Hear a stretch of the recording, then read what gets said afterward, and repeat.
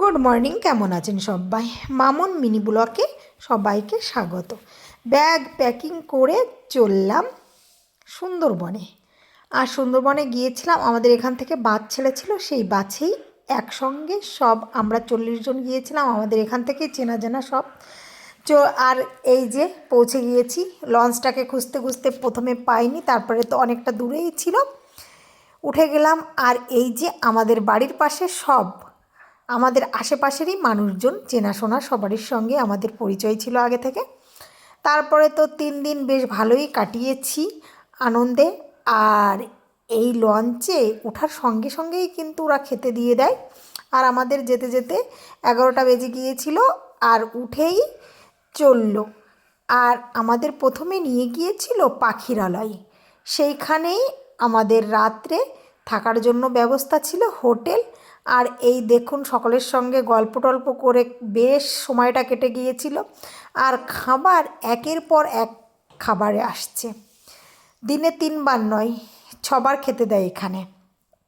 তারপরে তো খাওয়া দাওয়া করে সবাই তো খুব এক্সাইটেড, এসেছে সুন্দরবনে।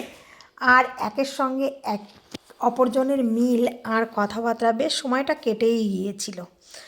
আর এই বোর্ডে কিন্তু সব কিছুরই ব্যবস্থা আছে, টয়লেট আছে, সারাদিন তুমি বোর্ডে ঘোরো। আর নিচেই খাট আছে পাতানো, সেইখানে গিয়ে যদি ভালো না লাগে সেইখানে গিয়ে রেস্ট করো বা শুয়ে থাকো, যা ইচ্ছা তোমার করতে পারো। তারপরে তো এই যে আমাদের বোর্ডে প্রায় 40 জন গিয়েছিলাম আমরা। আর প্রথম দিনে আমাদের নামিয়ে দিল বেকন বাংলো, যেখানে রবীন্দ্রনাথ ঠাকুর এসেছিলেন সেখানেই। সেই সাইডটা একটু দেখে চললাম আবার বোর্ডে।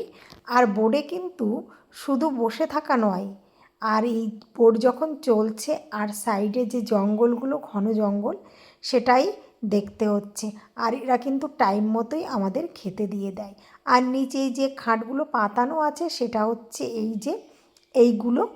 আর এই খাটগুলো কিন্তু খারাপ নয়। আর কিচেনে চলে গেলাম, সেইখানে এই দিদিটাই রান্নাবান্না করছে। আর এই যে রেস্ট করতে চাইলে তুমি বসে রেস্টও করতে পারো, আর খেতে দিচ্ছে তো বারবার। তারপরে তো আমাদের সন্ধ্যায় নামিয়ে দিল হোটেলে, আমরা চলে এলাম। আর এটা ছিল আমাদের হোটেল, আর হোটেলটার নাম ছিল আপনজন হোটেল।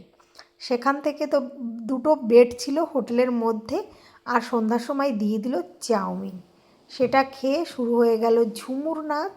আর ঝুমুর নাচ কিন্তু সব জায়গায় যারাই যাবে প্রত্যেক হোটেলেই ঝুমুর নাচের ব্যবস্থা থাকে। আর এই যে আমাদের ফুল টিম এখানে বসে গিয়েছে ঝুমুর নাচ দেখতে। আর আমরাও কিন্তু পিছিয়ে ছিলাম না এর মধ্যে, আমাদেরও ডেকেছে, আমরাও চলে গেলাম এক এক করে নাচ করতে। আর নাচ করতে শুধু আমি নয়, অনেকেই গিয়েছিল, যার যার নাচের শখ আছে, ডেকে ডেকেও পারা যাচ্ছে না যে তুমি। এরপর এই দেখুন নাচ করছে কে, বিয়ানের সঙ্গে নাচ করছে। আর ওর বাবা নাচতে পারে না, তবুও গিয়েছে নাচতে। যাই হোক, একটু আনন্দ। এই নাচ অনেক সময়ই চললো। তারপরে রাত্রে আমাদের ডিনারটা দিয়ে দিল। ডিনারে ছিল খাসির মাংস। আর পরের দিন আমাদের নিয়ে গিয়েছিল গভীর জঙ্গলে। আমরা সকাল 8টার দিকে বোর্ডে উঠে পড়লাম। আর গিয়েছিল আমাদের সঙ্গে যমজ 2টো মেয়ে, তাদের না ছবি তুলে আমি পারলামই না, তাদের ছবি তুলে নিলাম। আর আমাদের নিয়ে গিয়েছিল সজনেখালি। আর গিয়ে না শুধু বানরই দেখলাম। আর বাঘ, এখানে যদি কেউ বলে যে আমি বাঘ দেখতে এসেছি তাই জন্য, তাহলে কিন্তু হবে না। আমাদের গাইড এই যে বসেছিল, আর তিনিই বলছেন আমাদের কোন নদীর ওপর দিয়ে যাচ্ছে, কতটা গভীর, আর কোন খালের মধ্য দিয়ে যাচ্ছে। দুপাশে ঘন জঙ্গল আর সরু খালের মধ্য দিয়েই লঞ্চটা যায়। আর দেখতে কিন্তু অসাধারণ লাগে। আর এইখান থেকে ভিউ পয়েন্ট, এইখানে ওয়াচ টাওয়ার আছে একটা উঁচু, সেখান থেকে সুন্দরবনটাকে দেখতে খুব ভালো লাগে। আমাদের 3য় দিনে ব্যাগ ট্যাগ প্যাকিং করে আমরা চললাম লঞ্চে। আর লঞ্চে যাওয়ার সঙ্গে সঙ্গেই আমাদের দিয়ে দিয়েছে লুচি আর তরকারি, সেটা খেয়েই খাবারও আমাদের তাড়াতাড়ি দিয়ে দিয়েছিল 12টার সময়। তারপরে 2টোর সময় আমাদের নামিয়ে দিয়েছে বোট থেকে।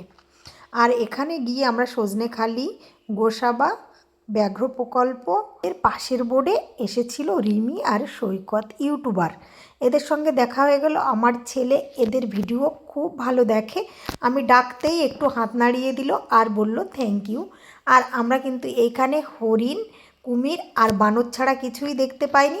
সবাই যদি বলে আমি বাঘ দেখতে গিয়েছি, একদমই ভুল, বাঘ এইখানে দেখা যায় না।